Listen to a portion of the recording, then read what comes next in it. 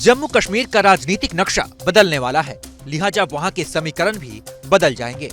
हो सकता है कि इतिहास में ऐसा पहली बार हो जब आगामी विधानसभा चुनाव में बीजेपी अपने दम पर सरकार बना ले और जम्मू कश्मीर को पहला हिंदू मुख्यमंत्री मिल जाए। ये सब कुछ कैसे होगा, हम आपको समझाते हैं। परिसीमन आयोग ने अपनी फाइनल रिपोर्ट केंद्र को सौंप दी है, जिसमें जम्मू कश्मीर की कुल विधानसभा सीट 83 से बढ़ाकर 90 करने का प्रस्ताव भेजा गया है।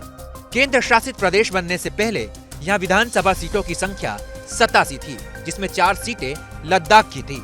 लद्दाख के अलग होने के बाद अब कुल 83 सीटें रह गई हैं, जो बढ़ने के बाद 90 हो जाएंगी। इसके अलावा कश्मीरी पंडितों के लिए भी 2 सीटें आरक्षित रखने का प्रस्ताव भेजा गया है। अब 2 सीटें जम्मू और कश्मीर किसके खाते में जाती है, ये भी देखना होगा।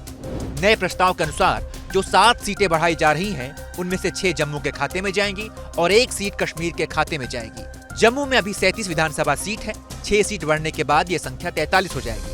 वहीं कश्मीर में अभी 46 विधानसभा सीट है, 1 सीट बढ़ने के बाद ये संख्या 47 हो जाएगी।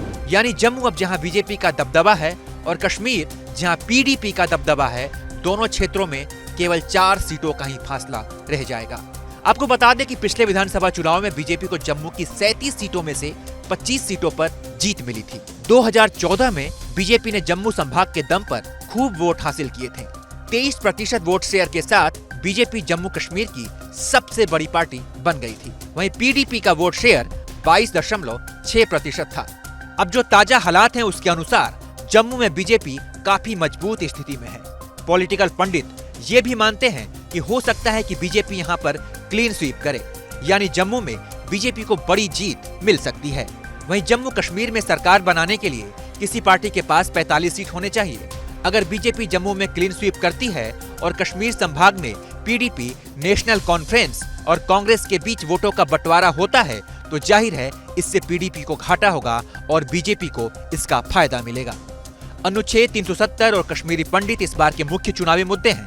ये वही मुद्दे हैं जिन्हें भुनाकर बीजेपी ने देश के दूसरे राज्यों में जीत हासिल की है। अब देखना होगा कि भाजपा को इन मुद्दों के दम पर जम्मू कश्मीर में कितनी सफलता मिलती है। जम्मू कश्मीर में बीजेपी के अध्यक्ष रविंद्र रैना ये कहते आ रहे हैं कि उनका लक्ष्य इस राज्य को पहला हिंदू मुख्यमंत्री देना है। अगर बीजेपी जम्मू कश्मीर में सरकार बना लेती है, तो इतिहास में ऐसा पहली बार हो सकता है कि जब जम्मू कश्मीर का मुख्यमंत्री कोई हिंदू बने।